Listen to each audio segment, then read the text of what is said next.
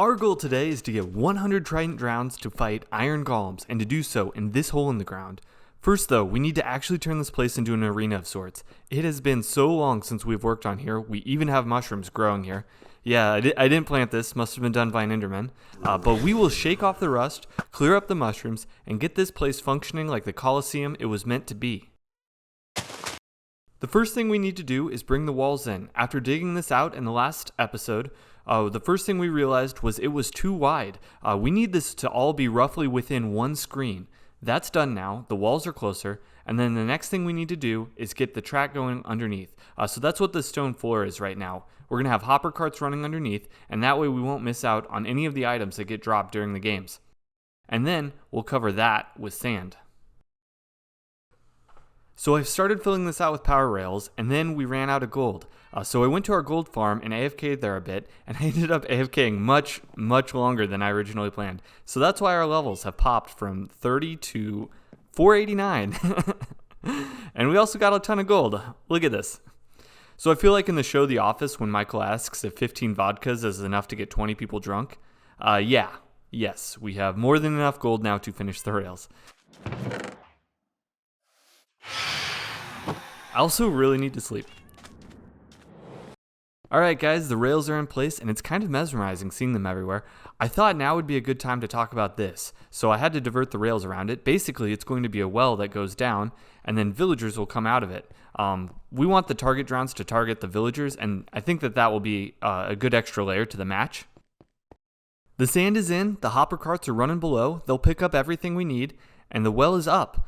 I thought I would show you guys the lights again. Basically, this button goes down to a T flip-flop, and that turns the lights on. And you can hear it. How can you hear the sounds? It's so far away. Well, a musician never reveals his secrets. Excuse me, a magician never reveals his secrets. Yeah, so basically we just have some pistons hidden in the floor here. We have them timed up. You can't make it exact per se because the button involves an item falling, so we have to match up the repeaters to how long it takes them to fall. Now, if you think of pistons, they fire once, but then you can hear them fire again as they retract, and we don't want that. We want them to just fire once, just like they do below. So we installed a T flip-flop here as well. Most T flip-flops use pistons. We can't do that because we don't want the piston sound. So this is just a different T flip-flop that uses droppers instead of pistons. So we'll patch this up, and this will be looking nice. Now to clear out the space below the well and get that area going. Okay, so we have something going here. Let's check it out. First, this is the area that the hopper carts drop off. We actually have a whole bunch of different tracks. If we had just one, half the items would despawn. So I plan on eventually making this place look nice, but right now everything is just feeding into one hopper at the end.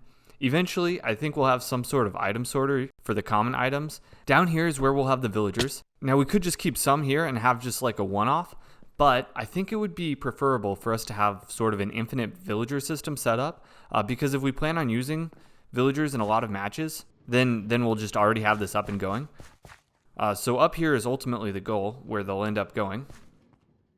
So I roughed off the crop area just to get a sense of the size, so we can sort of envision what we're working with. After thinking about this for a bit, I think this would be most aesthetically pleasing if we just extended it in a straight line from the well. I think that would make it look nicest. So this will be an area that will eventually be cleaned up, so I think having everything be nice and in line would work best. So in reverse order, we'll need a place for storage, and then of course the crop area for the farmer villagers. Oh snappers, I think we got something going here. We'll start in back. So here is where the crops will grow. The villagers will just keep farming and giving crops to each other, and then the kids will track down the beds on the opposite side and then fall down, and I'll flip down these hatches once we get the villagers in. Then they'll wait here until they grow up to adulthood, and once that happens they'll go up and over and back down through here, and then they'll hit a tripwire along the way, and that will track how many have been put out, and then ultimately they'll fall in here though, and then we'll actually default to having this closed. So let me pull this lever here. And it will only be when we push a button from our viewing platform shown earlier in the arena that they will be released to go up. When that happens, the pistons will retract and they'll travel over and then up. When we do get all the villagers that we want, we'll pull these blocks back, and then the excess ones from then on will then just fall down here to the magma blocks. and then it'll just work like that until we call the first group of villagers up. And so how many do we want in that group? How many villagers? Well, a mathematician never reveals his secret. Yeah, so I don't know. I'm thinking like 20 right now. Got the villagers in, and the kids are just waiting to grow up and over. I also got a lot of the redstone and back going, so we'll look at that now.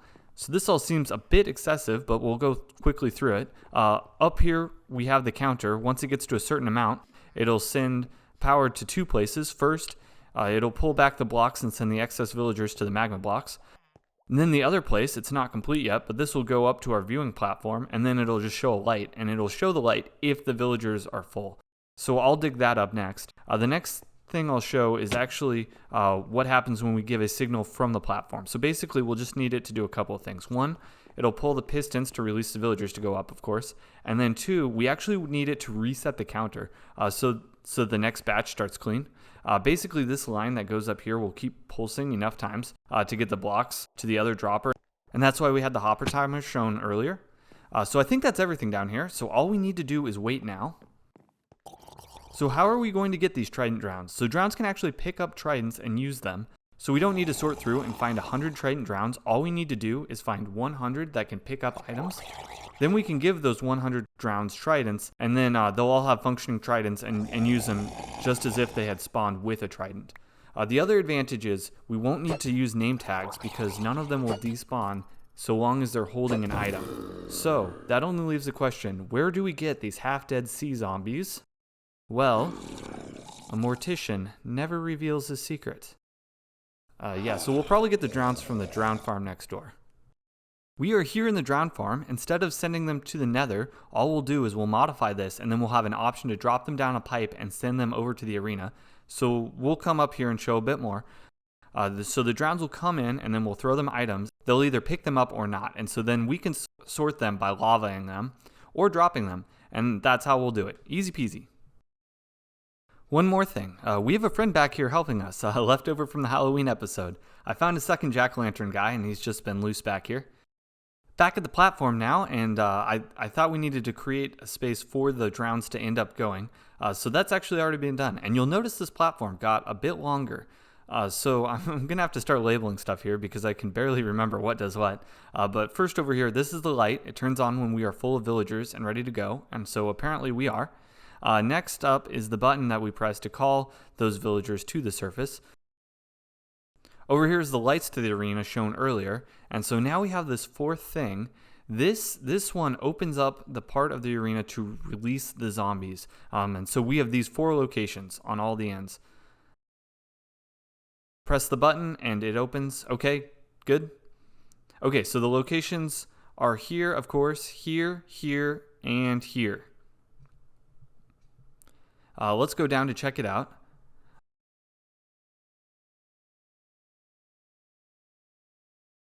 So you see how I removed one block here? So my plan is we'll get them to follow us, and then I'll ender pearl out, and then they'll still be stuck inside, and that's how we'll do it. And then over here we have our new pipe. It goes all the way up to the drown farm. So they'll drop down here. We'll manually get them to chase us around here at night. I do not have time to set up an automatic drop-off system, but this will work just fine for what we need. Okay, the system is up and going. We'll throw them some trash items first. We do have the tridents over here. One double chest here, and then almost a second one. We have more tridents too. So 2 double chests would be just over 100 rounds. We do not want to give them the tridents right away though. That will make moving them a nightmare. We'll do that later once they're trapped and in place. And I actually realized we don't need to kill the drowns. They will actually sort themselves because they'll either despawn or they'll have an item. So we can basically just drop them, and that'll make this even faster. Round 1 of moving them, so we'll see how this goes. We had to wait until night to move them because we don't share water with them, and during the day they don't care about attacking us if we don't share water with them. So we'll move them now. And then the paths we're taking are just the wiring that goes to the doors. I don't know if we'll finish this area. We'll probably finish it once we set up like an automatic system. One-offs are pretty hard to justify.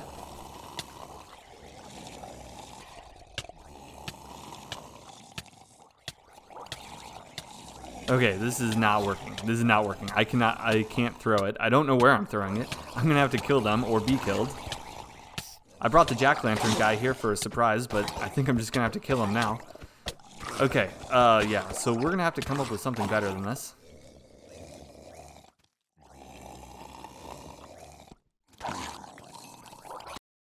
Back with a much better idea.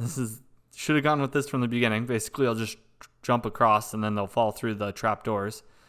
Yeah, that'll work much better. And then I was having trouble keeping track of how many I sent down, so I just put the counter here at the bottom, and that will just keep track of how many have been sent over. It's the exact same as the one below ground.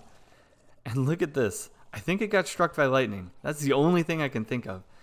It looks like it's in the desert, but that corner actually sticks out into the river, which is a biome that thunderstorms can occur in. So yeah, I'll have to clean that up at some point. I've never actually had lightning fire damage before. Alright, so everything worked great this go around. We can now distribute the Tridents. Yeah, you can start to see them grabbing them. Yeah, very important to do this during the day, so they'll leave us alone. And basically, we'll just throw each one of these guys a shulker worth of Tridents, and then each quadrant will be good to go. Last but not least, the iron golems. So we'll put them down here. Oh no. Okay, I have some iron on me, so we can heal them back up. So we'll have one in each spot, and then they're in these contraptions, and basically there's a wood button at the top, and then when that button gets shot with an arrow, the arrow will be stuck in the button, and the pistons will be forced open. And we'll have 4 spots, and then all we'll need to do after this is just remove the beacon, and we'll be good to go. Here it goes. We're at night. I'm very nervous. The drones should be aggressive, so let's start with turning on the lights. Yeah, that looks great. It's so cool when it turns on at night. Let's bring up the villagers next.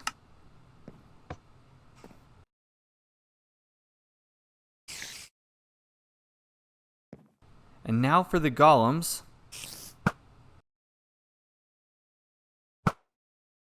Okay, these buttons are actually pretty small. I think I'll just do this quick off camera.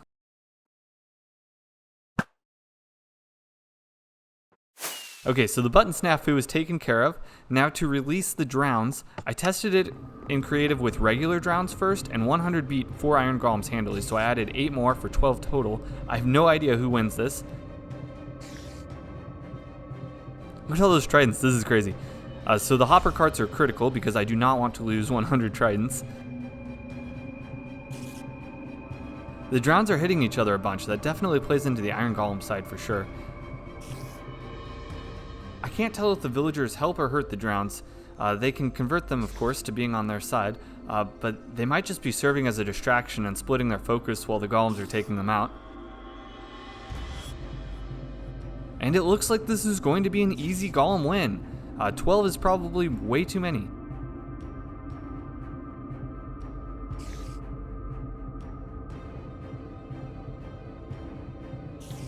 Let's get in on the action.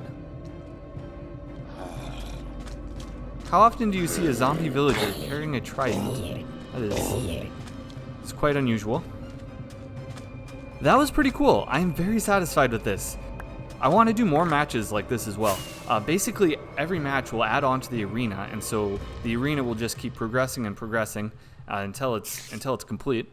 So please comment your ideas, because I'm not for sure what I want to do next, and it would be awesome if this became a mini-series to go along with our mob collection. Alright, thanks guys!